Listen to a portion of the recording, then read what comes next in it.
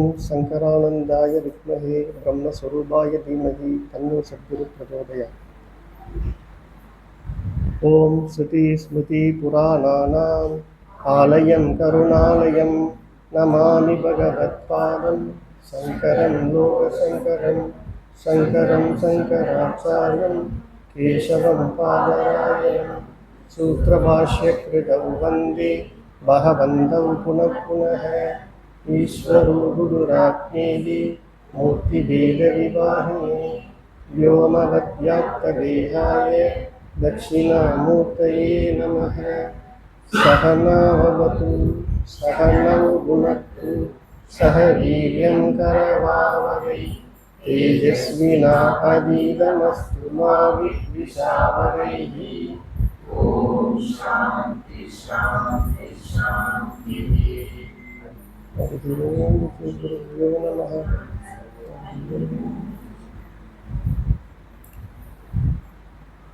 நம்ம ஸ்ரீ ஆதிசங்கராச்சாரியார் அவர்களுடைய விவேக சூடாமணி அப்படிங்கிற நூலுடைய விளக்க உரையை பார்த்துட்டு இருக்கோம். இதில் கடந்த முறை நம்ம என்ன பார்த்தோங்கிறத சம்மரி பார்த்துட்டு ப்ரீஃபாக பார்த்துட்டு அதுக்கப்புறம் இந்த வாரம் தொடரலாம். இப்போ நம்ம பார்த்துக்கிட்டு இருக்கிற அந்த செஷன் ரொம்ப ரொம்ப இம்பார்ட்டண்ட். அவர் குருவானவர் என்ன சொல்லி கொடுத்துட்ருக்காருன்னா, சீடன் ஒரு 7 கேள்விகள் கேட்டார். தனக்கு சந்தேகமாக இருக்கக்கூடிய 7 கேள்விகள் கேட்டார். அந்த 7 கேள்வியில் அனாத்மானா என்ன அப்படிங்கிறத சொல்ல ஆரம்பிச்சிருந்தார் குரு. அனாத்மானா என்ன அப்படின்னு விளக்கிட்டு வரும்பொழுது அவர் முதல்ல சொன்னது ஸ்தூல தேகத்தை பற்றி. ஸ்தூல தேகம்னா என்ன, அது எப்படி உருவாச்சு அப்படிங்கிற விளக்க கொடுத்தார். அப்புறம் சூட்சும சரீரம்னு ஒன்று இருக்குது அப்படிங்கிறத விளக்கம் கொடுத்துக்கிட்டு இருக்காரு. அந்த சூட்சும சரீரத்தை பற்றி தான் இப்போ நம்ம பார்த்துக்கிட்டு இருக்கோம். முதல்ல ஸ்தூல சரீரம் எப்படி உருவானது அப்படிங்கிறத நம்ம பார்க்கணும்னா, இந்த ஸ்தூலம்ங்கிறது எலும்பு, மஜ்ஜை, சதை, ரத்தம் இதெல்லாம் ஆனது. இது எல்லாமே பஞ்சபூதங்களால் ஆனது அப்படின்னு சொன்னார். அந்த பஞ்சபூதம் ஸ்தூல பஞ்சபூதங்கள். ஸ்தூல பஞ்சபூதங்கள்லாம் எதனால் ஆனது? சூட்சும பஞ்சபூதங்கள் என்னாச்சு, ஒரு கணக்கில் பஞ்சீகரணமாகி நமக்கு ஸ்தூலமாக கிடைத்தது அப்படின்னு சொன்னாங்க. இந்த சூட்சும பஞ்சபூதங்கள் சொல்கிறோம் இல்லையா, அது எதுலேருந்து தான் உருவாகியிருக்கணும். அது என்னதுன்னு பார்த்தோம், பிராணங்கிற ஒரு கட்டமான பொருளால் ஆயிடும். அப்போது இந்த உலகம் நம்ம பார்க்கக்கூடிய இந்த ஸ்தூல உலகம் அத்தனையுமே எதனால் ஆனது? ஸ்தூல பஞ்சபூதங்களால் ஆனது. ஸ்தூல பஞ்சபூதங்கள் எதிலிருந்து வந்தது? சூட்சும பஞ்சபூதத்திலிருந்து வந்தது. சூட்சும பஞ்சபூதங்களுடைய கட்டுமான பொருள் எது? பிராணன். அந்த பிராணன்கிற ஒரு ஆற்றல் நாடிங்கிற ஒரு ஒரு ஒரு குழாய் அமைப்பாக உருவாகி அதற்குள்ளே ஆற்றலாக பாய்ந்ததும் அதே பிராணன் தான். அப்போ அந்த ஒரு நாடிங்கிறது பார்த்திங்கன்னா ஒரு இழை மாதிரி வச்சுக்கணும். அந்த இழை பலவாறு சேர்ந்து ஒரு வெப் வலைப்பின்னலாக மாறுது. அதுதான் சூட்சும சரீரம் அப்படின்னு. இப்போ இந்த வலைப்பின்னல் இருக்குது, இது பார்த்திங்கன்னா ஒரு வலைப்பின்னல் மாதிரி இருக்குது இல்லையா. இதில் ஒன்று பார்த்திங்கன்னா இழை தான். ஒரு இழை பல விதங்களில் கூடி நமக்கு இந்த மாதிரி ஒரு அமைப்பை கொடுக்கும். இதை ஒரு வலைப்பின்னல்னு வச்சுக்கிட்டோம்னா, அப்போ இதோடைய அடிப்படை என்னவாக இருக்கும்? ஒரு இழை தானே. அப்போ அது நாடின்னு வச்சுக்கிட்டோம்னா, அந்த பிராணன் தான் நாடியாகவும் அதன் உள்ளே செல்லும் ஆற்றலாகவும் இருந்து அதுதான் சூட்சும பஞ்சபூதமாகவும் பிறகு ஸ்தூல பஞ்சபூதமாகவும் மாறியது அப்படின்னு பார்த்தோம். இந்த பிராணன் எங்கிருந்து வந்ததுங்கிறத நம்ம பிறகு பார்ப்போம். இப்போதைக்கு நமக்கு இந்த உலகம் தோன்றினதுக்கான கட்டுமான பொருள் என்ன அப்படின்னா, அது பிராணன் அப்படிங்கிறத பார்த்துக்கிட்டோம். சரி, இப்போ சூட்சும தேகமும் எதனால் ஆயிருக்கு? பிராணனால தான் ஆயிருக்கு. புரிஞ்சுக்கிட்டோமா? இப்போது இந்த சூட்சும தேகத்தை பற்றி நம்ம பார்த்துட்டு வரும்போது என்னன்னு பார்த்தோம், இது 8 கட்டுமான பொருளால் ஆனது. குறியட்ட காயம் அப்படிங்கிறத பார்த்தோம். குறியட்ட காயம்னா என்னென்னது? இந்த குறியட்ட காயங்கிறது 5 ஞானேந்திரியங்கள், 5 கர்மேந்திரியங்கள், 5 பிராணங்கள், 5 சூட்சும பூதங்கள், அப்புறம் அந்த கரணம்னு ஒரு 4 பிரிவு உள்ள பார்த்தோம். அப்புறம் அவித்யா, காமம், கர்மம் அப்படின்னு ஒரு 8 வகையான அம்சங்கள் கூடிய இந்த கட்டுமானத்துக்கு பேரு தான் குறியட்ட காயம். அதுதான் சூட்சும சரீரம் அப்படின்னு பார்த்தோம். இதில் ஞானேந்திரியங்களை பற்றின விளக்கம், கர்மேந்திரியங்களை பற்றின விளக்கம், பிராணன்னா என்ன, 5 பிராணன்களுக்கும் ஒன்றுக்கு என்னென்ன செயல், இதெல்லாம் நம்ம ஏற்கனவே பார்த்துட்டோம். நம்ம கடைசியாக பார்த்துட்டு வந்தது எதுன்னா, அந்த கரணம்னு ஒரு பகுதி இருக்கு இல்லையா, அந்த கரணை பற்றின விளக்கம் பார்க்கும்போது, அந்த கரணத்தில் 4 பகுதியாக, அது செயலுக்கு ஏற்ற மாதிரி 4 பகுதியாக இருக்கிறது. என்னென்னது? புத்தி, மனம், சித்தம், அகங்காரம்னு 4 பகுதியாக பார்த்தோம். புத்தி அப்படிங்கிறது அறிவு சார்ந்த ஒரு விஷயம். மனம்ங்கிறது உணர்வு சார்ந்த விஷயம். சித்தம்ங்கிறது நம்முடைய ஒரு மெமரி பேங்க் மாதிரி. இப்போ நம்ம வந்து ஃபோன்லலாம் மெமரி கார்டு வச்சுருக்கோம், அதுலேயே இன்பில்ட் மெமரிலாம் இருக்குது. அப்போது ஏதோ ஒரு விஷயத்தை பதிவு செய்யணும்னா அதுக்கு என்ன தேவைப்படுது? மெமரி செய்யக்கூடிய ஒரு இடம் தேவைப்படுது இல்லையா? அதுபோல் நம்மக்கிட்ட இருக்கக்கூடிய நினைவு பதிவுகளுக்கு இருக்கக்கூடிய இடம் தான் சித்தம் அப்படிங்கிறது பார்த்தோம். அப்புறம் அகங்காரம்னு ஒன்று இருக்குது. இந்த அகங்காரம்னா என்ன அப்படிங்கிறது தான் இப்போ நம்ம கடைசியாக பார்த்துட்டு வந்தோம். இதில் அந்த புத்தி அப்படிங்கிறதையும் மனம்ங்கிறதையும் நம்ம பார்க்கும்போது ஒன்னொன்றுக்கு ஒரு செயல் இருக்குது.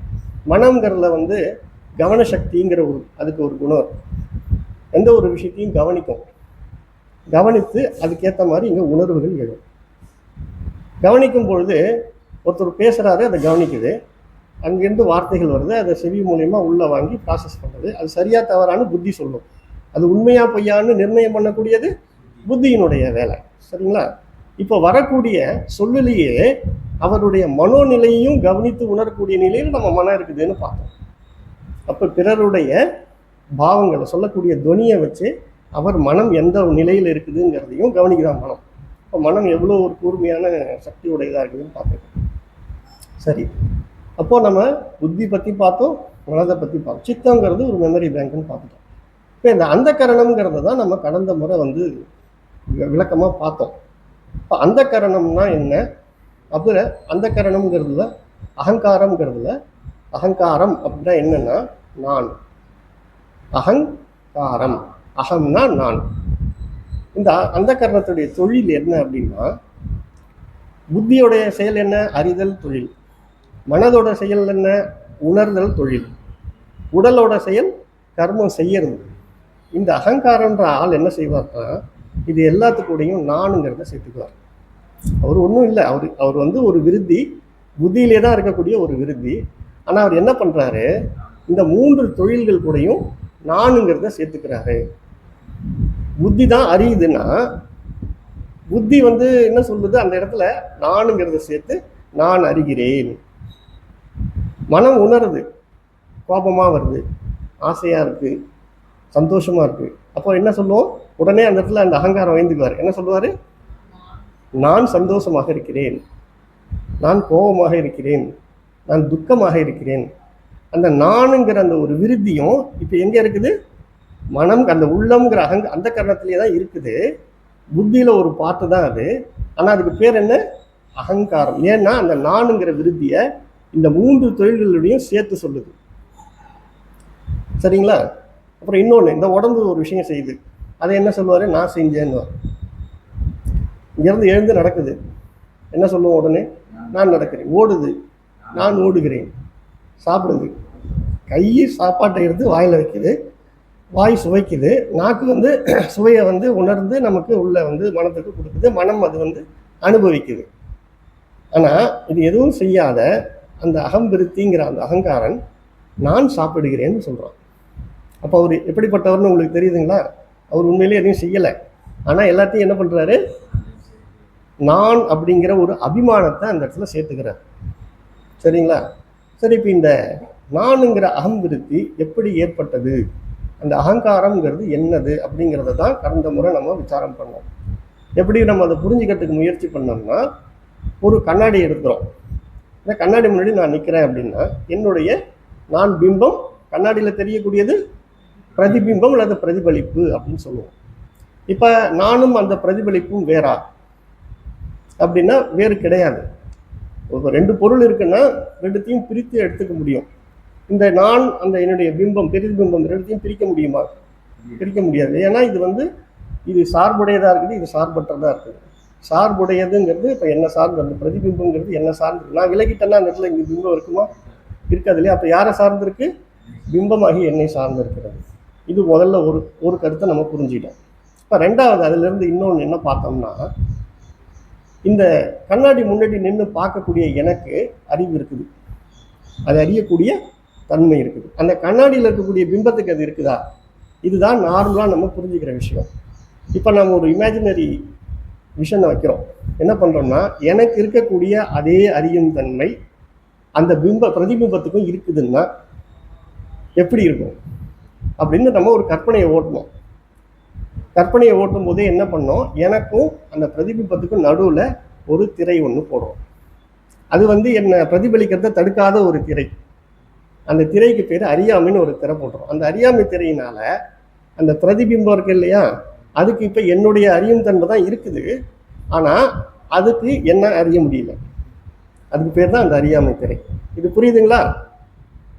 அந்த பிரதிபிம்பம்னு சொன்னேன் இல்லையா, அதுக்கு என்ன போலயே அறியும் தன்மை வந்துடுச்சு, ஆனால் அதுக்கு நான் என்னுடைய பிம்பம் தான் அது, என்னுடைய பிரதிபிம்பம் தான் அதுங்கிறத தெரிஞ்சிக்க முடியல.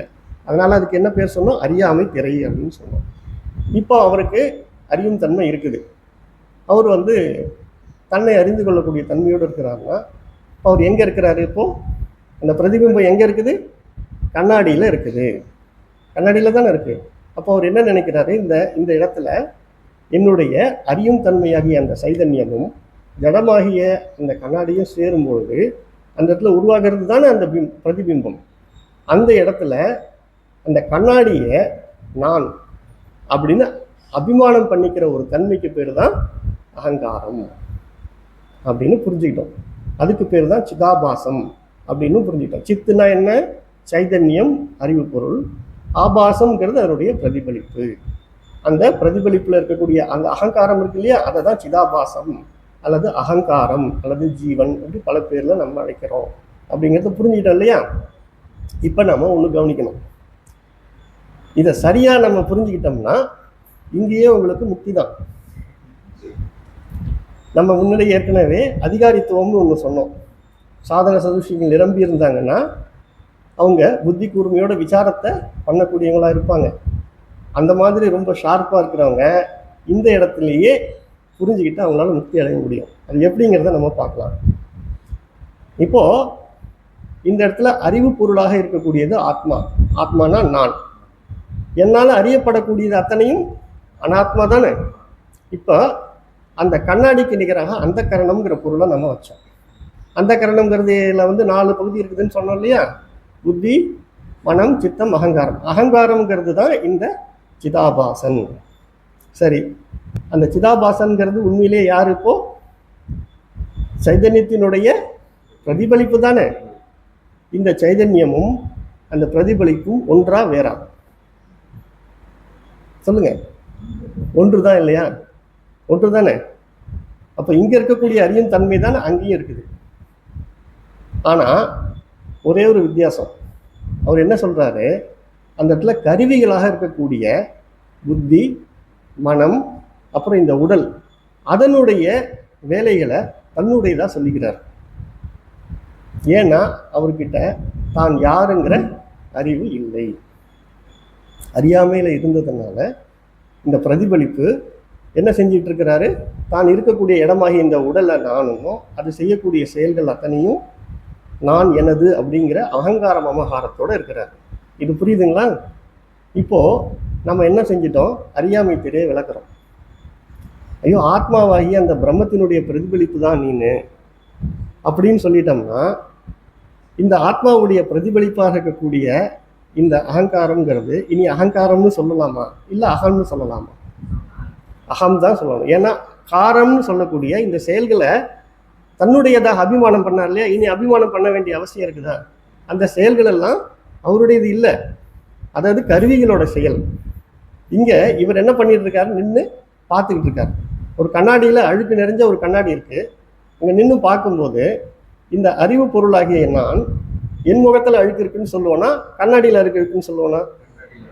இப்போ அந்த கரணத்திலேயோ இந்த உடல்லையோ நடக்கக்கூடிய செயல்கள் அல்லது அங்கு ஏற்படக்கூடிய விருத்திகள், மாற்றங்கள் என்னுடையதா அல்லது அந்த கரணத்தினுடையதா? சரி, இப்போ விருத்தின்னு சொல்லும்போது புத்தியில் ஏற்படக்கூடிய விருத்தி, அப்புறம் மனதில் ஏற்படக்கூடிய மாற்றங்கள், கோபம், ஆசை, இது மாதிரி நிறையா நம்ம பார்த்துருக்கோம் இல்லைங்களா? இந்த மாற்றங்கள்லாம் யாருடையது? அந்த கரணத்தினுடையது. ஆத்மாவாக என்னுடையதா? இப்போ உடல் செய்யக்கூடிய செயல்கள் இதெல்லாம் யாருடையது? உடல் செய்யக்கூடிய செயல்கள் பிராணனுடைய செயல்பாட்டினால நடக்குதுன்னு பார்த்துருக்கணும் ஏற்கனவே. அப்போ இதெல்லாம் ஆத்மாவாகிய என்னுடையதா? ஆத்மாவாகிய நான் எப்படிப்பட்டவன்? கர்மங்கள் அற்றவன், அனுபவங்கள் அற்றவன். இது சமஸ்கிருதத்தில் சாஸ்திரத்தில் அகர்த்தா அபோக்தா அப்படின்னு சொல்கிறாங்க. இப்போது இங்கே நடக்கக்கூடிய செயல்களுக்கும் எனக்கும் சம்மந்தமே இல்லை அப்படின்னா இந்த பிறவி எப்படி ஏற்பட்டதுங்கிறத நம்ம ஏற்கனவே பார்த்துருக்குறோம். எப்படி ஏற்பட்டது? முன் பிறவியில் செய்த கர்மங்களுடைய பலனை அனுபவிக்கிறதுக்கு தான் இந்த பிறவி எடுத்துக்கிறோம். இப்போ நான் கர்மமே செய்யலை அப்படின்னா எனக்கும் கர்மத்துக்கும் ஏதாவது பந்தம் இருக்குதா? இல்லை இல்லையா? இந்த பாவ புண்ணியத்தை அனுபவிக்கிறதுக்கு அப்போ உண்மையிலே வந்திருக்கிறது எது? இந்த கருவிகள் தானே. கருவிகள் தான் செய்தது, கருவிகள் தான் அனுபவிக்குது. இதை நான் என்ன பண்ணுறேன், இப்போ கண்ணாடியை வேடிக்கை பார்த்த மாதிரி இந்த அந்த கரணத்தையும் இந்த உடலையும் நான் என்ன பண்ணுறேன், வேடிக்கை பார்க்குறேன். வேடிக்கை பார்க்குறவனுக்கு பேர் என்ன? சாட்சி. அப்போ ஆத்மாவாகிய நான் என்ன பண்ணுறேன், சாட்சியாக நின்று இவைகளெல்லாம் பார்த்துட்டு இருக்கேன். இப்போ நீங்கள்லாம் கர்மம் செய்பவர்களா, கர்மத்தினால் வர பலனை அனுபவிக்கிறவங்களா, இல்லை சாட்சியா? அப்போ உங்களுக்கும் கர்மத்துக்கும் ஏதாவது பந்தம் இருக்குதா? இல்லை இல்லையா? பந்தம் இல்லாதவங்களுக்கு என்ன நிலை பேர், என்ன பேர்? நீங்கள் முக்தர்களா இல்லை பந்தம் உடையவர்களா? புரியுதா? புரியுது இல்லைங்களா? அப்போ நீங்களாம் இப்போவே முக்தியில் தான் இருக்கீங்க. இதுக்கு முன்னாடியும் முக்தியில் தான் இருந்தீங்க. ஏன்னா ஆத்மா என்றைக்குமே கர்மம் செய்ததும் இல்லை, அது அனுபவிக்கிறதும் இல்லை. அது என்ன பண்ணது? செய்தும் செய்யாமல் இருக்கிறது, அனுபவித்தும் அனுபவிக்காமல் இருக்கிறது. இது எல்லாத்துக்கும் காரணமாக அது இருக்குது, காரணமாக இருக்குதுன்னு நம்ம சொல்லலாம். ஏன்னா இந்த ஜடங்கள் எல்லாம் செயல்படுறதுக்கு, அதில் இருக்கக்கூடிய அறியறதுக்கு அறிவும் பொருளாக இருக்கக்கூடிய சைதன்ய சக்தியே பிரம்மம் தான், ஆத்மாவாகிய நான் தான். ஆனால் இங்கே நடக்கக்கூடிய எல்லாத்துக்கும் நான் எப்படி பொறுப்பாளியாக முடியும்? இங்கே இருக்கக்கூடியது எல்லாமே ஜட செயல்பாடுகள். ஜட செயல்பாடுகள் அது இயற்கையோட பிரகிருதியோட நியதிப்படி செயல்பட்டு இருக்கு. அதை நான் எனதுன்னு அபிமானம் கொள்ளும் போது தான் இங்கே பிரச்சனை வருது. புரியுதுங்களா? அப்போ எப்போ நான் யாருங்கிற ஒரு தெளிவு நமக்கு வருதோ இங்கே நடக்கக்கூடிய அத்தனையும் நானுங்கிற அபிமானம் கொள்ள வேண்டிய அவசியம் இல்லைங்கிறது எனக்கு புரியுது இல்லையா? அப்போ எனக்கும் கர்மத்துக்கும் உள்ள தொடர்பு அறிவதால நான் இனி ஜீவன் முக்தன். யாருக்கு பிறவி? கர்ம தொடர்புடையவனுக்கு தான் பிறவி. நான் கர்த்தாவும் இல்லை. அப்போ ஆத்மாவாகிய எனக்கு பிறவி உண்டா? பிறவி ஏற்கனவே அது பிறப்பற்றதுங்கிறத நம்ம பார்த்துருக்குறோம். அப்போ நான் ஆத்மானா நான் பிறப்பற்றவன். பிறக்காதவனுக்கு மரணம்னு ஒன்று வருமா? அப்போ நீங்களாம் முக்தியில் தான் இருக்கீங்க இல்லையா? இருந்தாலும் இனியும் நம்ம நிறைய படிக்க வேண்டியிருக்கு. இப்போ நம்ம படித்ததை ஊர்ஜிதம் பண்ணி இன்னும் ஆத்மானா என்னங்கிறது நமக்கு தெரியுமா? நான் ஆத்மானு நம்ம சொல்லிட்டோம், புரிஞ்சுக்கிட்டோம். இந்த அனாத்மாக்கள்லாம் நான் நல்லதுன்றதும் தெரிஞ்சுக்கிட்டோம். இனி ஆத்மானா என்னங்கிறதெல்லாம் நம்ம தெரிஞ்சுக்க வேண்டியிருக்கு. அதுக்காக தான் இன்னும் தொடர்ச்சியாக குரு வகுப்பெடுக்க போகிறார். இப்போ நம்ம அந்த கரணத்தை பற்றி இன்னும் கொஞ்சம் சில விஷயங்கள்லாம் புரிஞ்சிக்க வேண்டியிருக்கு. அதுக்கு தான் நம்ம இந்த உரையை கண்டினியூ பண்ணுறோம்.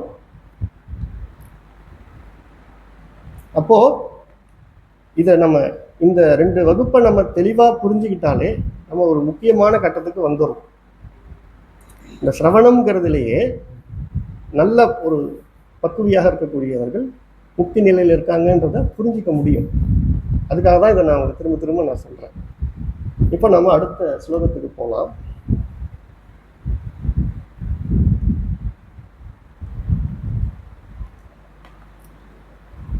உச்சவாச நிஸ்வாச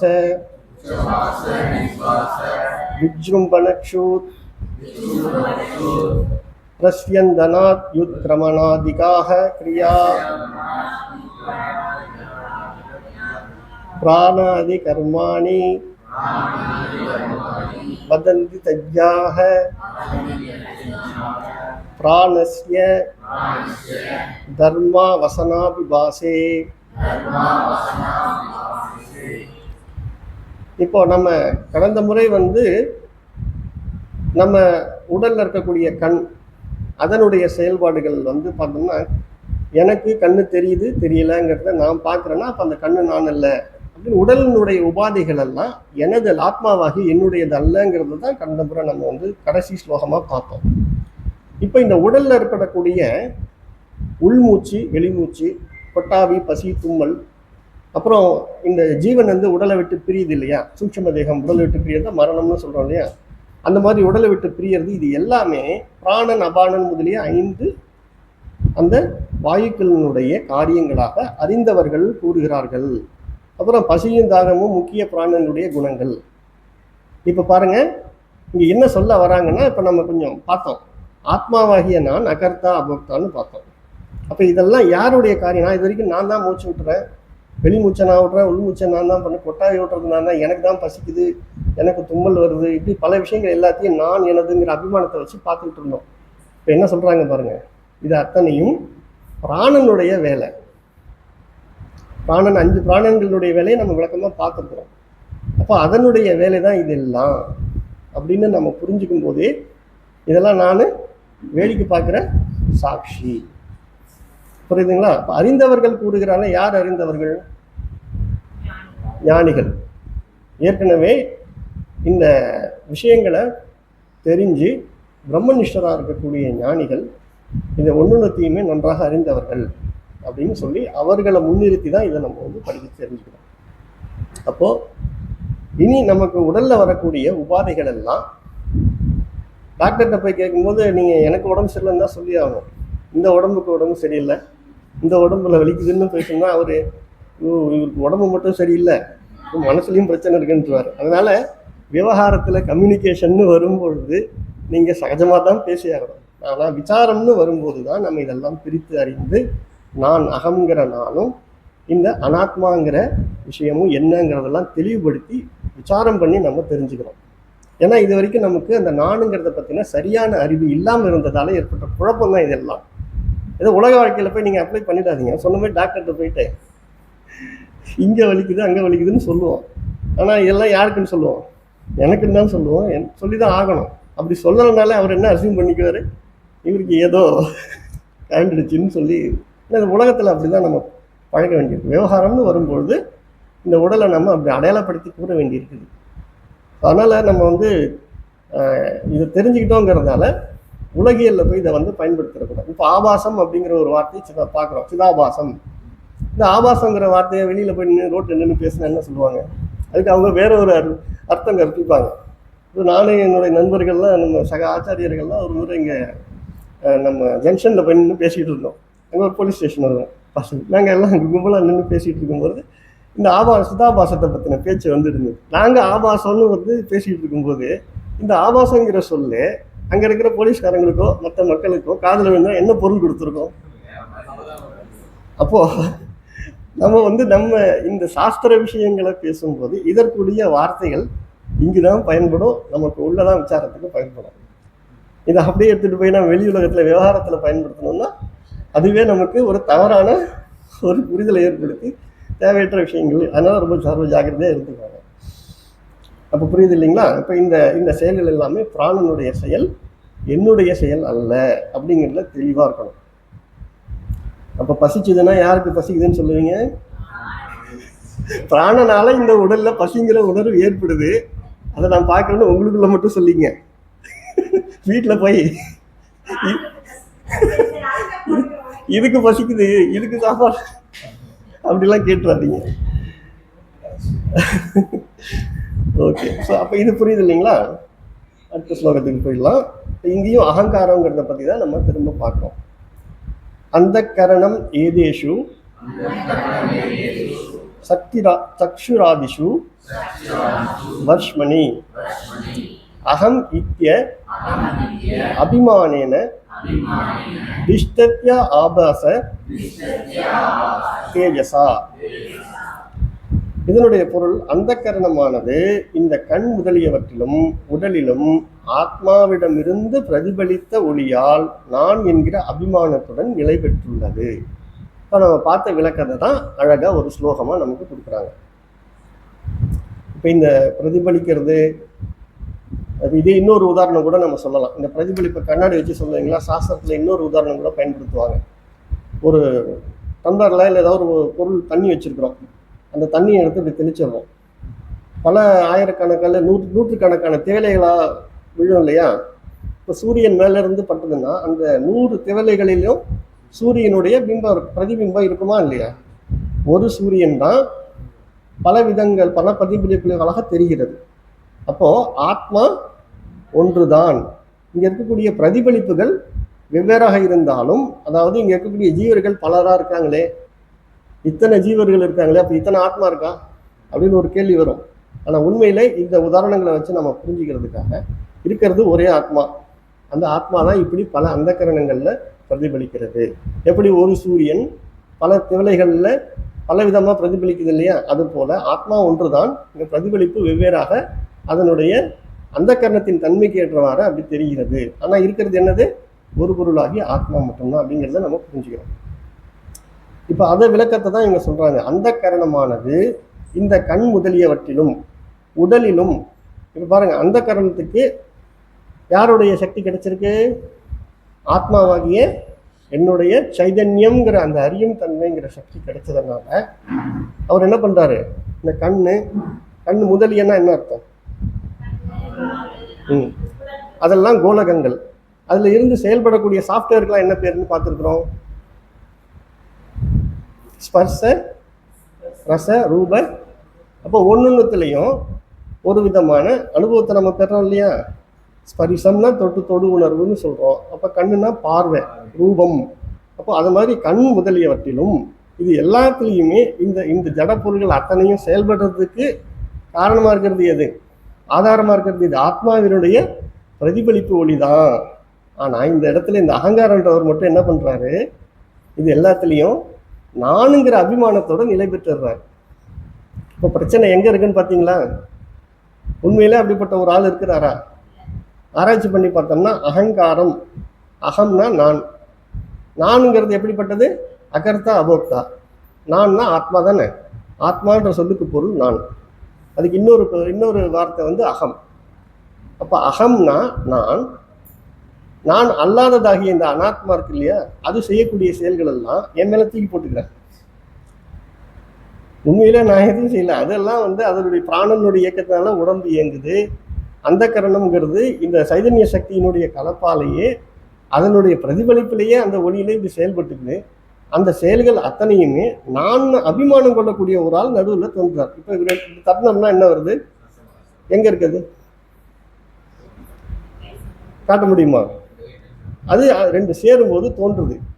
சித்துங்கிற சைதன்யமும் ஜடம்ங்கிற இந்த அந்த கரணமும் சேரும்போது சித் ஜட கிரந்தி அப்படின்னு அதை தான் அகங்காரம்னு சொல்றோம். ரெண்டும் சேரும்போது அங்கே தோன்றக்கூடியது. ஆனால் இருக்குதான்னு ஆராய்ச்சி பண்ணி பார்த்தா இருக்கிறது இங்கே சித்தும் இங்கே ஜடமாகி அந்த கரணம் தான். இவர் எங்கே இருக்கிறாருன்னு தேடி பார்த்தா இருக்க மாட்டார்.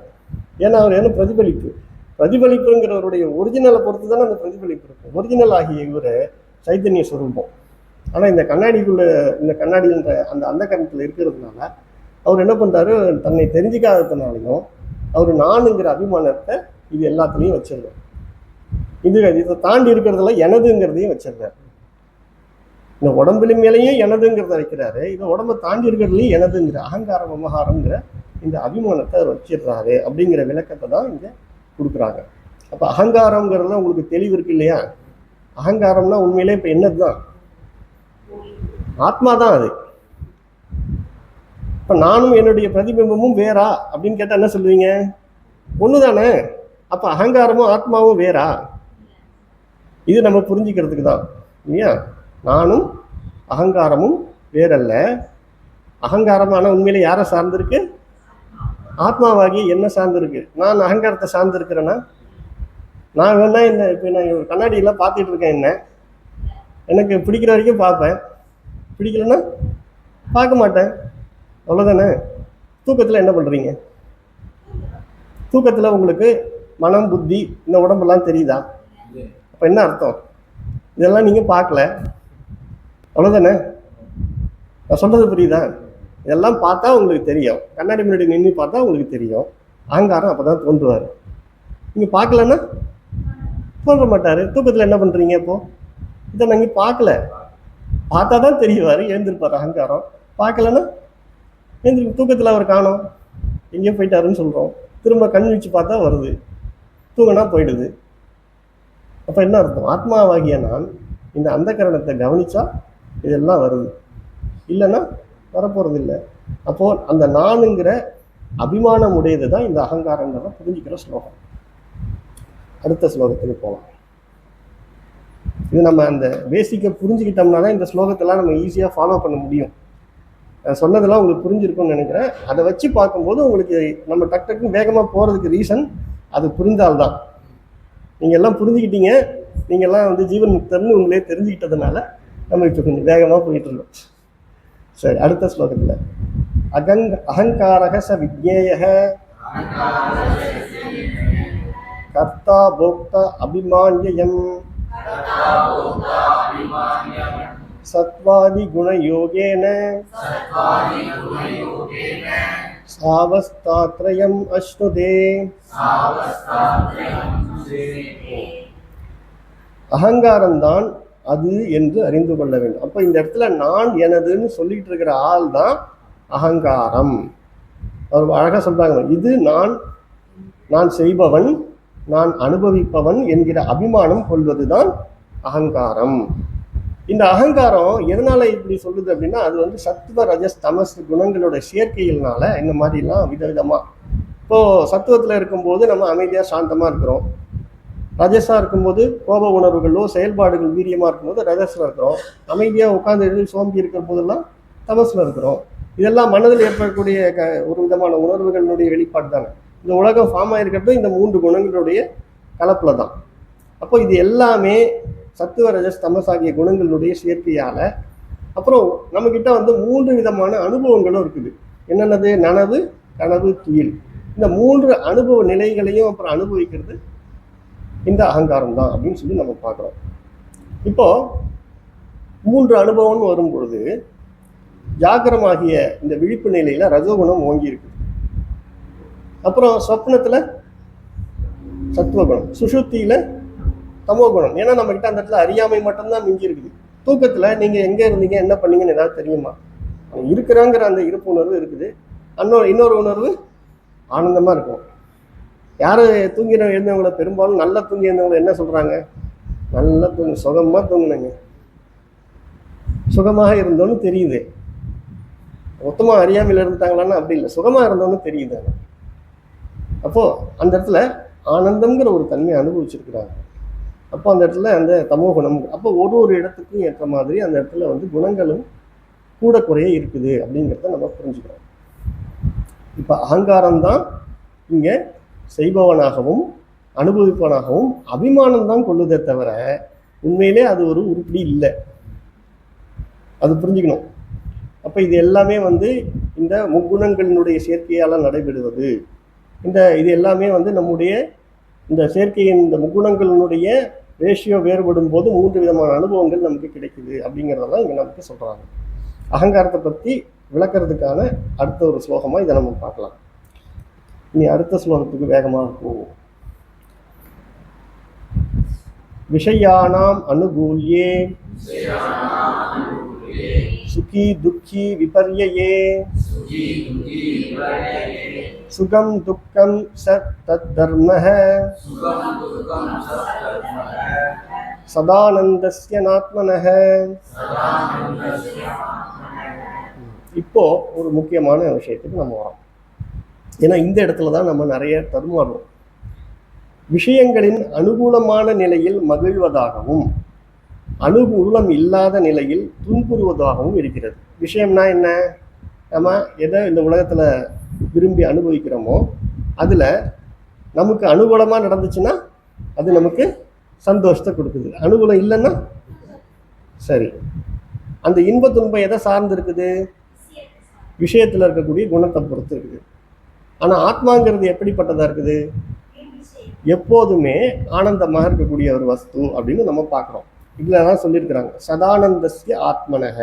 ஆத்மாங்கிறது சதா ஆனந்தமாக, எப்போதும் ஆனந்தமாக தான் இருக்குது. ஆனால் இந்த அகங்காரன்ற நான்ங்கிறவன் என்ன சொல்கிறான்? இந்த ஸ்தூல உடல் இந்த உலகத்தில் போயிட்டு தன்னுடைய அனுபவத்துக்காக கர்மம் செய்யுது இல்லையா? அந்த கர்மம் செய்யும்போது அந்த கர்மத்தில் அனுகூலமான பலன் கிடைச்சதுன்னா ஆனந்தம் யார் அனுபவிக்கிறா? அனுபவிக்கிறவர் யாரு? மனம். உணர்வுங்கிறத அனுபவிக்கிறவர் மனம். மாம்பழம் சாப்பிட்றீங்க, சாப்பிடும்போது நாக்கில் படுது, அந்த சுவையை உண்மையிலே அனுபவிக்கிறது மனம் இல்லையா?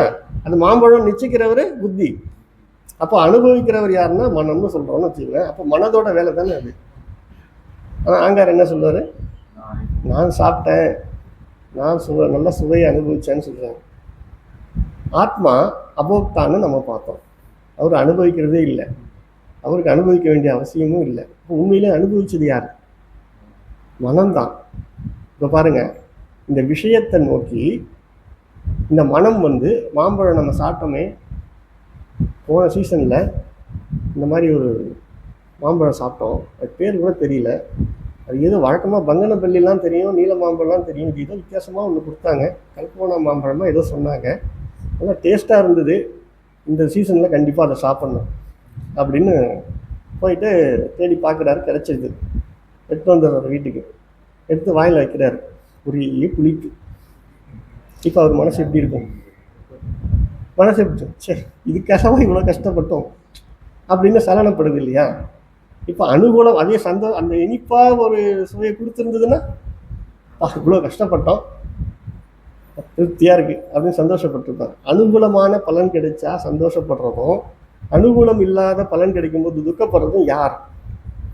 மனம்தானே. ஆத்மாவாகிய நானா? இதெல்லாம் வேடிக்கை பார்க்குற ஆள் தான் நான். இந்த வித்தியாசத்தை நம்ம புரிஞ்சுக்கணும். அப்போ இன்பமும் துன்பமும் விஷயங்கள்ல இருக்குதா இல்லை மனதில் இருக்குதா?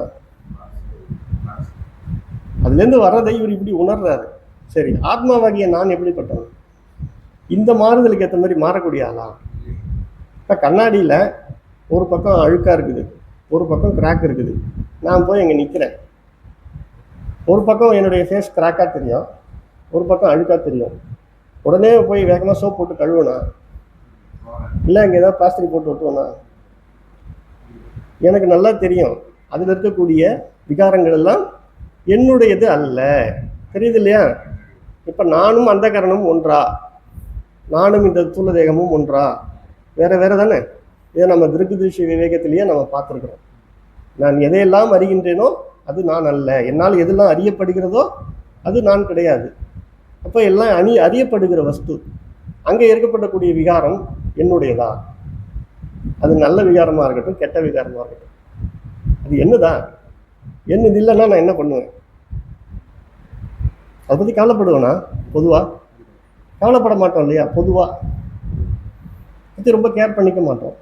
ஆனால் உண்மையிலே இங்கே என்ன நடக்குதுன்னா, இந்த நான் எனதுங்கிற அபிமானம் கொண்டதுனால கண்ணாடி முன்னாடி போய் நின்ன உடனே டக்குன்னு என்ன பண்ணுறோம்? ஏதோ சின்னதாக கருப்பா புள்ளி தெரிஞ்சுன்னா இங்கே தடிச்சு பார்க்குறோம், இது இருக்கு. அப்புறமா பார்த்தா தான் தெரியுது கண்ணாடியில். அப்போ நம்ம நான் அபிமானம், எனது அபிமானம் எங்கே வைக்கிறோம், அது சரியா தவறாங்கிறத சதா விசாரம் பண்ணிக்கிட்டே இருந்தோம்னா இந்த பிரச்சனை நமக்கு இல்லை.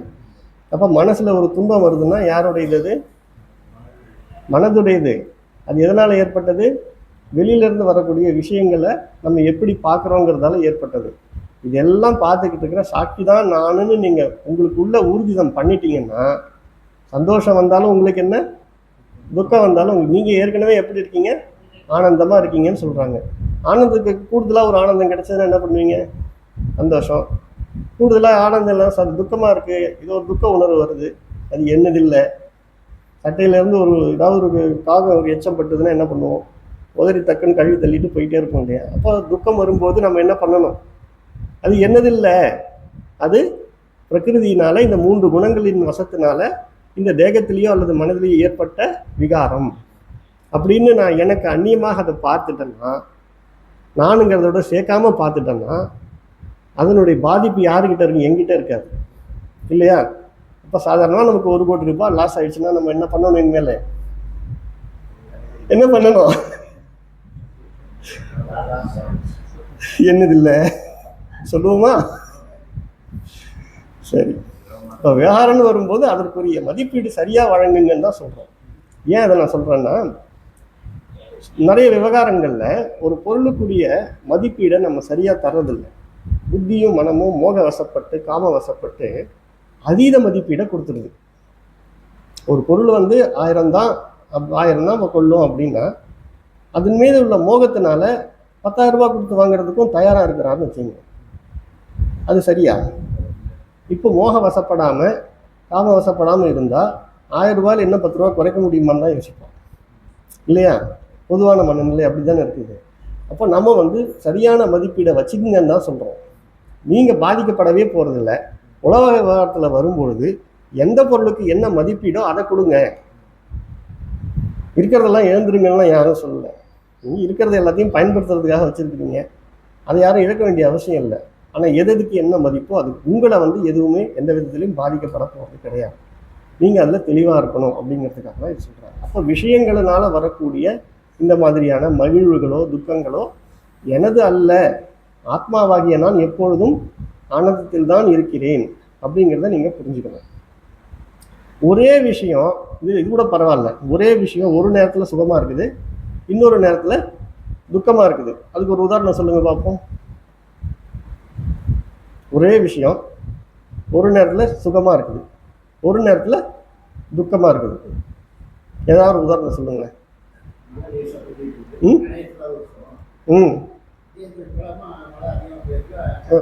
ஆமாம், ஜுரம் வந்துட்டு அதுக்கப்புறமா போய் நிற்க முடியுமா? ஜுரம் வந்துருச்சு, குளிரிட்டு இருக்கு, அப்போ போய் மழையில் நிற்க முடியுமா? ஜுரம் வர்றதுக்கு முன்னாடி சந்தோஷமாக இருந்தது, ஜுரம் வந்துருச்சுன்னா அதுக்கப்புறம் தாங்க முடியல. ஒரே விஷயமே நமக்கு இன்பத்தையும் துன்பத்தையும் மாறி மாறி தரக்கூடிய நிலையிலாம் கூட நம்ம வாழ்க்கை. இது சின்ன ஒரு உதாரணம். நிறைய விஷயங்கள் நம்ம பார்க்கலாம். இந்த மாதிரி ஒரே நேரத்தில் நமக்கு இன்பமாகவும் இருக்கக்கூடிய நிலையும், இன்னும் சற்று நேரத்தில் அது துன்பமாக மாறக்கூடிய நிலை. இன்னைக்கு விஜய் திடீர்னு கிடச்சிச்சின்னு இன்பமாக இருக்கிறாரு, வண்டி எடுத்துட்டு வேக வேகமாக போகிறாரு. அங்கே போனால் போயிட்டு வாங்க சார், இன்னும் பத்தலை, அப்புறம் துன்பமாக வர்றாரு. இன்பமாக இருந்தது துன்பமாக மாறுது. சரி, துன்பமாக இருக்குன்னு வீட்டுக்கு வந்ததுக்கப்புறம் நீங்கள் கவலைப்படாதீங்க, நான் கொடுக்குற ஆதரவுன்றாரு. அப்போ என்ன ஆகுது? மறுபடியும் இன்பமாக இப்படி இன்ப துன்பங்கள் மாறி மாறி வந்துக்கிட்டு இருக்கு. எதுவுமே நிலை இல்லைங்கிறத நம்ம புரிஞ்சுக்கிட்டோம்னா எது வந்தாலும் போனாலும் நாம் நம்முடைய சுய இன்பம், அந்த ஸ்வ இன்பம்னு சொல்கிறோம் இல்லைங்களா, நிஜானந்தம்னு சொல்லுவாங்க, அந்த இன்பத்தில் நம்ம எப்போதும் இருந்துட்டு தான் இருக்கிறோம் அப்படிங்கிறத புரிஞ்சுக்கிட்டா போதும். இப்போ ஒரு விஷயம் ஒருத்தருக்கு இன்பம் கொடுக்குதுன்னா அதே விஷயம் இன்னொருத்தருக்கு இன்பமாக இருக்கணும்னு கட்டாயம் இருக்கா? ஒரே விஷயம் இன்பமாக இருக்கிற இன்னொருத்தருக்கு துக்கத்தை கொடுக்கக்கூடியதாக இருக்கும் இல்லையா? இப்போ ஆடை கஷ்டப்பட்டு ஒருத்தர் வளர்க்குறாரு, அவருக்கு ஏதோ பண தேவை கொடுக்குறாரு. ஒருத்தவனுக்கு அது இன்பத்தை கொடுக்குது, ஐயோ நம்ம வளர்த்த ஆடு போச்சேன்னு ஒருத்தர் துன்பப்படுது. அதே ஆடு பிரியாணி ஆனதுக்கப்புறம் ஒருத்தருக்கு இன்பத்தை கொடுக்குது. என்ன பண்ணுறது? அப்போ துக்கமும் சுகமும் விஷயத்தில் இல்லை, பார்க்கக்கூடிய நம்ம மனதில் தான் இருக்குது. அப்போது துக்கம் இந்த சுகம்ங்கிறதா மனதோட விஷயம்னா ஆத்மாவாகி எனக்கு என்ன? இதுதான் நீங்கள் புரிஞ்சுக்கணும். நம்ம எதோ காமெடியாக பேசுகிறோம், ஆனால் உண்மையிலேயே இந்த துக்கமும் சுகமும் எங்கே இருக்கக்கூடிய விஷயம்? மனதை பொறுத்து தான் இருக்குது. ஒருவனுடைய மனம் என் நிலையில் இருக்கிறதோ அந்த நிலையில தான் அவனுக்கு சுகமும் துக்கமும் புரிந்து கொள்ளப்படுது. அப்போது ஆத்மாவாகிய நான் எப்போதும் ஆனந்தமானவன்னு தெரிந்தால் மனதில் ஏற்படக்கூடிய விகாரங்களை தள்ளி நின்று வேடிக்கை பார்க்கக்கூடிய அளவில் நான் என்னை வச்சுக்கிட்டேன்னா அதில் ஏற்படக்கூடிய விகாரங்கள் என்னை பாதிக்காது. நீங்கள் எப்பொழுதுமே ஸ்வ ஆனந்தத்திலேயே இருந்து கொண்டு இருக்கலாம். இப்போ இன்னொரு விஷயம் இந்த ஸ்லோகத்தில், அடுத்த ஸ்லோகத்தில் நம்ம பார்க்கலாம். அது ஸ்லோகம் பார்த்துட்டு இருக்கின்றேன். ஆத்மாத்வேன ஹி பிரேயான் விஷயோ ந ஸ்வதப்ரியஹ ஸ்வத ஏவ ஹி சர்வேஷ ஆத்ம பிரியதமோ யதஹ தத ஆத்மா சதானந்தோ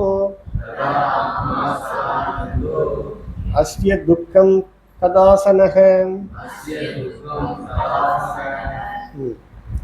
சப்தம் முதலிய விஷயங்கள்னா நான் சொன்ன அந்த சப்தம் ஸ்பரிச ரூப ரசகந்தம்னு சொன்ன இல்லைங்களா, அந்த 5 புலன் விஷயங்கள் தன் பொருட்டே பிரியமுடையவன் ஆகின்றன. எனக்கு இன்பம் கொடுக்குற மாதிரி இருந்தாதான் ஒரு விஷயத்தை நான் அனுபவிக்கணும்னு நினைப்பேன். எனக்கு இன்பம் கொடுக்கக்கூடிய விஷயம் இன்னொருத்தருக்கு இன்பம் கொடுக்காம இருக்கலாம், அதை பற்றி நான் கவலைப்பட மாட்டேன். எனக்கு நல்லா சவுண்டாக வச்சு பாட்டு கேட்க பிடிக்குதுன்னா நான் சவுண்டாக வச்சு பாட்டு கேட்குறேன்னா பக்கத்தில் தியானத்தில் உட்காந்துருப்பார், அவருக்கு அந்த சத்தம் இன்பத்தை கொடுக்குமா? இப்போ எனக்கு இன்பம் கொடுக்கறது இன்னொருத்தருக்கு இன்பம் கொடுக்கணுன்ற அவசியம் கிடையாது. இது எல்லாமே யாருடைய பிரியத்துக்காக ஏற்படுது? அவங்களுடைய மனதில் இருக்கக்கூடிய அந்த தன்மைக்கு ஏற்ற மாதிரி தான். அப்போ என்னுடைய சந்தோஷத்துக்காகத்தான், என் மீது எனக்கு பிரியம் இருக்குது, நான் சந்தோஷமா இருக்கணும். இப்போ பிரியம் யார் மீது இருக்கிறது? என் மீது இருக்கு. நான் சந்தோஷமா இருக்கணும், அதுக்காக நான் செய்வேன். இப்போ விஷயங்கள்ல உண்மையிலே பிரியம் இருக்குதான்னா விஷயங்கள்னால உங்களுக்கு சந்தோஷம் கிடைக்கும். எனக்கு அது சந்தோஷம் கொடுக்குதுன்னு நான் நினைக்கிறதால எனக்கு அதுலேருந்து சந்தோஷம். அதே விஷயத்த இன்னொரு நேரத்தில் பார்க்குறோம், நமக்கு சந்தோஷம் கொடுக்கல. அப்போ விஷயத்துலையா சந்தோஷம் இருக்குது? அதை அனுபவிக்கிற என்ன மனசுல தான் இருக்குது அப்படிங்கிறத புரிஞ்சுக்கிறோம். தனக்காகவே அனைவரும், ஒவ்வொருத்தவங்களும் இண்டிவிஜுவலும் தன்னை காப்பாற்றிக்கிட்டு தான் பார்க்குறாங்க. உயிர் போகம் தருவான்னு வரும்போது பக்கத்தில் இருக்கிறவங்க யாராக இருந்தாலும் முதல்ல என்ன பண்ணுவாங்க? தன்னை காப்பாற்றிக்கணும் தான் பெரும்பாலும். நான் சொல்கிறது 100% எல்லாரும் அப்படின்னு நான் சொல்லுவேன். பொதுவாக ஒரு மனித மனநிலை எப்படி இருக்குங்கிறத நம்ம பார்க்குறோம். அப்போது எப்பொழுதுமே தனக்காகவே தான் செய்யக்கூடிய செயல்கள் அத்தனையும் யாருக்காக செய்கிறோம்? தன்னுடைய சுகத்துக்காக. தன்னுடைய சுகம்னா இப்போ உண்மையை யாருடைய சுகம்? மனத்தினுடைய அந்த சுகநிலைக்காகத்தான் இது அத்தனையுமே செய்யப்படுது. இப்போ அந்த நானுங்கிறத ஆத்மா மேலே, ஆத்மாங்கிறத புரிஞ்சுக்கிட்டோம்னா ஆத்மா ஏற்கனவே ஆனந்தமாக இருக்குது இல்லையா? அதுக்கப்புறம் இந்த வெளியிலேருந்து வரக்கூடிய சுகங்களுக்காக மனம் அலையணுங்கிற அவசியம் இருக்குதா? ஆத்மா ஆனந்தம் அப்படின்னு சொன்னால் அந்த ஆனந்தம்ங்கிற அந்த சுகமானது மனதில் பட்டு பிரதிபலிக்குதுன்னு வச்சுக்குவோம். இப்போ இனி சுகத்துக்காக அது வெளியில் அலைய வேண்டும்ன்ற அவசியம் இருக்குமா? உண்மையிலேயே இந்த சுகம், இன்பம், மகிழ்ச்சிங்கிறது என்னன்னு கொஞ்சம் சிந்திச்சு பார்ப்போம். மாம்பழத்தை சாப்பிட்றத பற்றி சொன்னோம். மாம்பழத்தை சாப்பிட்ட உடனே நமக்கு என்ன ஏற்படுது? மன நிறைவுன்னு ஒன்று ஏற்படுது. அதை தான் நம்ம என்ன சொல்கிறோம்? சாப்பிடல, நமக்கு கிடைக்கவே இல்லைன்னா என்ன ஏற்படுது? மன நிறைவு ஏற்படலை, குறைபாடு ஏற்படுது. அதனால என்ன ஏற்படுது? துக்கம் ஏற்படுது. அப்போ உண்மையிலேயே சுகம், ஆனந்தம்ங்கிறது என்ன? மன நிறைவு தானே. மனம் நிறைஞ்சா ஆனந்தம். மனது முழுக்க ஆத்மாங்கிற அந்த சைதன்யம், அந்த எல்லையற்ற தன்மை நிறைஞ்சிச்சுன்னா மனம் நிறைஞ்சுதான் இல்லையா? ஆத்மா ஏற்கனவே எல்லையற்ற நிலையில் இருக்குல்ல, அந்த எல்லையற்ற தன்மை இந்த மனதில் நிறைஞ்சிச்சுன்னா அப்போ என்ன நடக்குங்க? மனம் நிறைஞ்சா என்ன ஆகும்? ஆனந்தம் தானே இருக்குவாங்க. இதுக்கு இனி வெளியிலேருந்து ஒரு இன்பம் கிடைச்சா அது என்னது? எக்ஸஸ் போனஸ் தானே. ஆனந்தத்தின் மேல் வேணான்னு சொல்லுவலாமா? தேவையில்லை. அப்போ நமக்கு தர்மமாக கிடைக்கக்கூடிய எந்த ஆனந்தத்தையும் ஞானி வேண்டான்னு சொல்ல போகிறதில்லை, அதர்மத்தை தேடி அவன் போக போகிறதில்லை. ஏன்னா அதுலேருந்து கிடைக்க வேண்டியது கிடைச்சா சந்தோஷம், கிடைக்கலன்னா நான் ஏற்கனவே சந்தோஷமாக தான் இருக்கிறேன், அதாவது மன நிறைவோடு தான் இருக்கிறேன். இனி புதிதாக எனக்கு ஒன்றும் அவசியம் கிடையாது. வந்தால் சந்தோஷம், வரலையா அப்பயும் சந்தோஷம். அப்போது ஆத்மா ஆனந்த வடிவமாக இருக்கிறதுங்கிற நினைப்பால் தான், அந்த தன்மையால் தான் எல்லாருமே நம்ம இந்த மனம் ஒரு தன்னுடைய சுகத்துக்காக அது எல்லாத்தையும் செய்யுது. ஆனால் இப்போ ஆத்மாங்கிற அந்த பிரதிபலிப்பு தான் அதுன்னு தெரிஞ்சிட்டதுக்கு அப்புறமா அது இனி சந்தோஷத்துக்காக வெளியில் போய் அதை தேட வேண்டிய அவசியம் இல்லை. ஏன்னா நான் ஏற்கனவே ஆனந்த சொந்த வடிவே அந்த ஆனந்தம்தான். நான் பிரேம ஸ்வரூபமானவன், என்னுடைய வடிவமே ஆனந்தம்தான் அப்படிங்கிறத புரிஞ்சுக்கலாம். அப்போ இந்த இடத்துல துக்கம்னு ஒன்று வருமா? இனி துக்கம் வந்தாலும் அது எங்கே இருக்க போகுது? எங்கே இருக்கும்? உடல்லையோ அல்லது அந்த கரணத்துலேயோ தான் ஏதோ ஒன்று நடக்க போகுது. வெளியிலேருந்து வரக்கூடிய விஷயங்கள்னால தான் நான் இன்ப துன்பம் வருது. அந்த விஷயங்களை பற்றி நான் கவலையே படலைன்னா எனக்கு துக்கம்னு ஒன்று ஏற்படுமா? எப்போதுமே நான் ஆத்மாங்கிற அந்த மன நிறைவோடு இருக்கிறேன் அப்படின்னா எனக்கு எது துக்கம்னு ஒன்று வரும்? துக்கம் இல்லாத நிலைக்கு பேர் என்ன? உங்களுக்கு துக்கமே இல்லைன்னா நீங்கள் எந்த நிலையில் இருக்கீங்க? அப்போ துக்கம் இல்லாத நேரத்தில் நீங்கள் என்னவா இருக்கீங்க? ஆனால் ஆனந்தமாக இருக்குன்னு சொல்கிறோமா? சும்மா ஒருத்தன் உட்காந்துருக்கான், எதுவும் பண்ணல, ஏதோ சும்மா உட்காந்து இப்படி வேடிக்கை பார்த்துட்டே இருக்கான். பக்கத்தில் ஒருத்தர் போய் நின்றுட்டே இருக்கான்னு வச்சுக்கோங்க, சிவனேன்னு உட்காந்துருக்காரு. அப்புறம் என்ன அர்த்தம்? அவர் ஏற்கனவே எப்படி இருக்கிறாரு? ஆனந்தமாக இருக்கிறாரு. அவருடைய நிலையில், இயல்பு நிலையில் இருக்கிறாரு. அந்த இயல்பு நிலையை விட்டு இவர் நின்று அவரை தொந்தரவு பண்ணுறாரு. அதனால அவருக்கு என்ன ஏற்படுது? இப்போ எரிச்சலோ கோபமோ ஏதோ ஒன்று ஏற்படுது. அப்போ இயல்பு நிலையில் அப்போ என்னவா இருக்கீங்க நீங்கள்? அந்த இயல்பு நிலை மாறுவது எதனால்? நீங்கள் ஏதோ ஒரு விஷயத்துலேருந்து எனக்கு இன்பம் வருது, அதை நான் அனுபவிக்கணும், இதை நான் அனுபவிக்கணும்னு நினைக்கிறதால. இயல்பிலேயே நீங்கள் ஆனந்தமாக தான் இருக்கிறீங்க. இப்போ எக்ஸ்ட்ரா ஒன்று வேணும்னு உங்களை தூண்டி விடுறது எது? மனசு தான். நீங்கள் மனமே இல்லை, அதையே வேடிக்கை பார்க்கக்கூடிய ஆளுன்னு தெரிஞ்சு போய் நீங்கள் எப்போதுமே ஆனந்தத்தை தான் இருக்கீங்கன்னு தெரிஞ்சதுக்கப்புறம் நீங்கள் எப்படி இருக்கலாம்? ஆனந்தமாகவே இருக்கலாம். வெளியிலேருந்து ஏதாவது ஒன்று வந்துச்சுன்னா சந்தோஷம், வரலன்னா இயல்பு நிலையில் இருந்துக்கும் அப்படின்னு. அதை தான் இந்த ஸ்லோகத்தில் அவங்க என்ன சொல்கிறாங்கன்னா, சப்தம் முதலிய விஷயங்கள்லாம் இந்த மாதிரி 5 புலன்கள், 5 நமக்கு 5 இந்திரியங்கள், ஞானேந்திரியங்கள் 5 விஷயமா அறிகிற எல்லாமே நமக்கு மனதில் இன்ப துன்பத்தை மாறி மாறி வழங்கக்கூடியது. அப்படி இது எல்லாத்தையும் அவன் போய் ஏன் செய்யறான், ஏன் அறிகிறான்னா, தன் மீது அவனுக்கு ஒரு பிரியம் இருக்குது, ஸ்வப்பிரியம் இருக்குது. அந்த ஸ்வப்பிரியத்தை நான் ஸ்வதப்பிரியக அப்படின்னு சொல்லி போட்டிருக்காங்க இல்லையா, ஸ்வதப்பிரியக. ஏன் இதெல்லாம் செய்கிறான்னா தன் பொருட்டே செய்கிறான். தான் ஆனந்தமாக இருக்கணுங்கிறதுக்காக தான் செய்கிறான். தான் ஆனந்தமாக இருக்கிறோன்னு தெரிஞ்சுட்டா செய்யணுங்கிற அவசியமே அவனுக்கு இல்லை. அதனால் இந்த உலகத்தில் எதையும் செய்யாமல் வாழ முடியாது. நான் ஆனந்தமாக இருக்கன்றதுக்காக இந்த உடலை பட்டினி போட முடியுமா? அதுக்கு வேண்டிய உணவை கொடுத்து தான் ஆகணும்.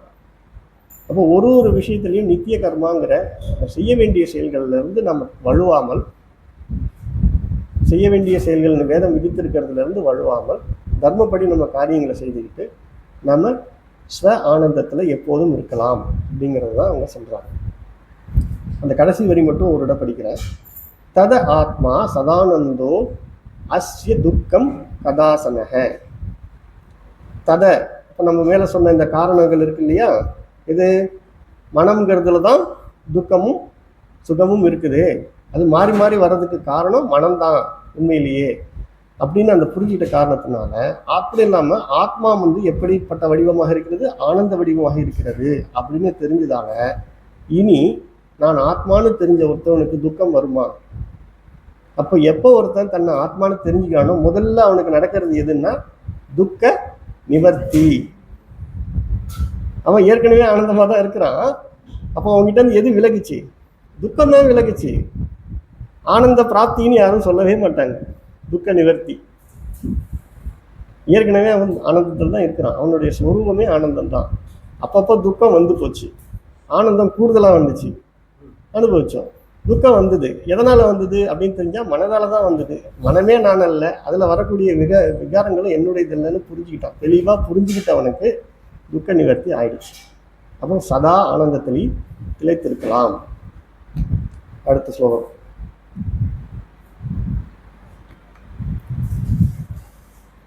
यत् सुशुद्धौ निर्विषय आत्मानंदो अनुभूयते सुधि प्रत्यक्षम ऐदिह्यम अनुमानं च जागृति. இத நான் ஆனந்தம் அப்படிங்கிறத தெரிஞ்சுக்கிறதுக்கு பொதுவாக ஒரு விஷயத்தை நம்ம நிர்மாணம் பண்ணுறதுக்கு ஸ்ருதி, யுக்தி, அனுபவம்ங்கிற 3 விஷயத்தை நம்ம பயன்படுத்துவோம். இப்போ ஆத்மா ஆகிய நான் எப்போதும் ஆனந்தத்தில் இருக்கிறேன். அது ஆனந்தம். ஆனந்தம்ங்கிற சொல்லு அனந்தம்ங்கிற சொல்லிலிருந்து தான் வந்தது. எல்லையற்ற தன்மை. எல்லையற்ற அந்த தன்மை மனதில் நிறையும் பொழுது அப்போ ஆனந்தங்கிறது எல்லையற்ற ஆனந்தமாக இருக்கிறது. ஆனந்தத்துக்கு எல்லையே இல்லை. மனதில் பண்ணும்போது மன நிறைவுங்கிற தன்மையோடு இருக்கிறது. இது ஸ்ருதி சொல்லுது. அப்புறம் நம்ம அனுபவத்தில் எந்த இடத்துல இதை நம்ம பூரணமாக அனுபவிக்கிறோம்? தூக்கத்தில் ஏதாவது விஷயங்கள் இருக்குதா? விஷயத்தை பயன்படுத்த வேண்டிய கருவிகள் இருக்குதா? எதுவும் இல்லை. ஆனால் நான் எப்படி இருக்கிறேன்? அப்போ இயல்புலேயே நான் எப்படி இருக்கிறேன்? ஆனந்தமாக தான். எனக்கு என்னுடைய ஆனந்தத்திற்கு இந்த கருவிகளோ இந்த விஷயங்களோ தேவையா? தூக்கத்தில் இருக்கும்போது எனக்கு மாம்பழம் சாப்பிட்டா தான் அந்த மாதிரி பண்ணி ஏதாவது சொல்லணும். எதுவுமே தேவையில்லை. அந்த இடத்துல நான் ஆனந்தமாக இருக்கிறதுக்கு என்னுடைய இயல்பு நிலையே போதும் அப்படிங்கிற நம்மக்கிட்ட ஒரு அனுபவம் இருக்கிறது. சுதி, யுக்தி, அனுபவம், இது 3மே நம்ம இப்போ பெற்றுக்கிட்டோம். இது தெரிஞ்சுக்கிட்டதுக்கு அப்புறம், இவ்வளவு தூரம் தெளிவானதுக்கு அப்புறமும் ஆனந்தத்துக்காக நான் வெளியே போக வேண்டிய அவசியம் இல்லை. ஆனால் வந்தால் வெறுத்து ஒதுக்க வேண்டிய அவசியம் இல்லை. துக்கம் எனக்கு உண்டா? நீங்கள் எல்லாரும் சொல்லணும். இவர் சொல்கிறாரு, அவங்க சொல்கிறாங்க, துக்கம் உங்களுக்கு உண்டா? இதில் நீங்கள் தெளிவாக இருந்துக்கணும். எனக்கு தெரிஞ்சதை இங்கே இந்த ஸ்லோகத்தில் இருக்கிற ஆச்சாரியர் சொல்லி கொடுக்குறத நம்ம ஷேர் பண்ணுறோம். இதை உங்களுக்குள்ளே நீங்கள் விசாரம் பண்ணி தெரிஞ்சுக்கணும். விசாரங்கிறத நம்ம எப்படி பண்ணணும்? முதல்ல நானுங்கிறதுல நீங்கள் ஒரு தெளிவு வரணும். நான் இந்த உடலா, மனமா, ஆத்மாவா? நான் ஆத்மான்னு வந்துட்டா இந்த உடலும் மனமும் நான் அல்ல. அப்போ இங்கே நடக்கக்கூடிய மாற்றங்கள் என்னுடையது அல்ல அப்படிங்கிற தீர்மானத்துக்கு வந்துடுவீங்க. அப்போ இந்த இடத்துல சுகதுக்கம் ஏற்பட்டால் அதை வேடிக்கை பார்க்குற ஆள் தான் நான். அப்போ நான் எப்படிப்பட்டவன்? எப்போதும் இயல்பில் ஆனந்தமாக இருக்கிறவன் அப்படிங்கிற ஒரு புரிதலை உங்களுக்குள்ள நீங்கள் விசாரம் பண்ணி கொண்டு வரணும். இப்போ திரும்ப திரும்ப இதை பற்றி நீங்கள் சிந்தனை பண்ணணும். முதல்ல இந்த விஷயத்தை சிந்தனை பண்ணி நானுங்கிறத ஊர்ஜிதப்படுத்துங்க. அப்புறம் நான் எப்படிப்பட்டவனுங்கிறத உங்களுக்குள்ள அனுபவம். நம்ம ஏதோ தனியாக எங்கேயோ எக்ஸ்ட்ரா போய் தேட வேண்டாம். தினம் உங்கள்கிட்ட தூக்கங்கிற ஒரு அனுபவம் இருக்குது. அந்த இடத்துல இந்த உடல் இருக்குதா, இந்த உலகம் இருக்குதா? உங்கள் ஆனந்தத்துக்கு இதெல்லாம் தேவையா? இயல்பு நிலையிலேயே நீங்கள் ஆனந்தமாக தான் இருக்கிறீங்கிறத புரிஞ்சுக்கலாம். அதுக்காக இந்த ஒரு அனுபவத்தை நம்ம எடுத்து சொல்கிறோம். இது நமக்கு ஆச்சாரியார் நம்மக்கிட்ட இருக்க விஷயங்களையே எடுத்து நமக்கு புரிய வைக்கிறார். அப்போது இந்த இந்த அந்தக்கரணம் அல்லது சூட்சும சரீரம் அப்படிங்கிற விஷயத்துக்கு நம்ம இறுதி கட்டத்துக்கு வந்துட்டோம். இதுலேருந்து நம்ம மொத்தத்தில் நம்ம என்ன தெரிஞ்சுக்கிட்டோம்? அகங்காரம் அப்படிங்கிறது நான் எனது அப்படிங்கிற ஒரு அபிமானம் கொள்ளக்கூடிய நிலை. அது உண்மையிலேயே சுய இறப்பு உடையதானா? இல்லை. ஆத்மாவினுடைய பிரதிபலிப்புனால ஒரு விஷயம். அறியாமை நீங்கிச்சுன்னா அது இல்லை, அது தனித்துவம் இல்லை, அது இருக்கிறது ஆத்மா தான் அப்படிங்கிறத நம்ம புரிஞ்சுக்கிறோம். இப்போ ஆத்மா எப்படிப்பட்டதுன்னா ஆனந்தமானதுன்னா நான் எப்படிப்பட்டவன்? ஆத்மானா ஏதோ ஒன்று கிடையாது. ஆத்மாவுடைய அந்த சொல்லுடைய பொருளே நான். அப்போ நீங்கள் எப்படிப்பட்டவர்கள்? ஆனந்தமானவர். துக்கம் அப்படிங்கிறது எங்கே ஏற்படுது? அந்த கரணத்தில் ஏற்படுது, இல்லை இந்த உடலில் ஏற்படக்கூடிய குறைபாடுனால ஏற்படுதுன்னு சொல்கிறோம். இதெல்லாம் நானோ எனக்கோ அல்ல அப்படின்னும் போதே உங்களுக்கு துக்க நிவர்த்தி வந்து விடுகிறது. இதை திரும்ப திரும்ப நான் சொல்றதுக்கு காரணம் உங்களுக்கு இதுவே ஒரு தியானமாக ஆகணும். இதை திரும்ப திரும்ப நீங்கள் சிந்திச்சு பார்க்கணும். அப்போ ஆட்டோமேட்டிக்காக உங்ககிட்ட துக்க நிவர்த்தி ஏற்படும். அப்போ இதெல்லாம் எனக்கு இல்லையா அப்படின்னு நினைக்கும் போதே எனக்கு துக்கமே இல்லையா? இது போய் முதல்ல டாக்டரை செக் பண்ணணும். யாராவது கிளம்புவோமா? எனக்கு துக்கமே இருக்க மாட்டேன்னு. எனக்கு துக்கமே இல்லை, நான் எப்போ பார்த்தாலும் ஆனந்தத்தில் இருக்குனே, ஏதோ பிரச்சனை போல இருக்கே அப்படின்னு யாராவது நம்ம டாக்டர்கிட்ட போவோமா? அப்போது இயல்பு நிலைங்கிறத நம்ம புரிஞ்சுக்கணும். நம்முடைய இயல்பு நிலை எப்படிப்பட்டது? ஆனந்தமானது. அப்போ இயல்பு நிலையிலே இருப்போம். அப்போது நம்ம சத்து, சித்து, ஆனந்தம் அப்படிங்கிறத நம்ம இருக்கிறோம். சித்துங்கிறது அறிவோடு இருக்கிறோம். எப்படி இருக்கிறோம்? ஆனந்தத்தோடு இருக்கிறோம். அதுதான் நம்முடைய இயல்பு அப்படின்னு நம்ம இன்றைய விளக்க உரையை முடிச்சுக்கலாம். ஓம் பூர்ணமத பூர்ணமிதம் பூர்ணாத் பூர்ணமுதச்யதே பூர்ணஸ்ய பூர்ணம் ஆதாய பூர்ணமேவாவசிஷ்யதே. ஓம் சாந்தி சாந்தி சாந்தி. ஹரி ஓம் ஸ்ரீ குருப்யோ நமः. ஹரி ஓம்.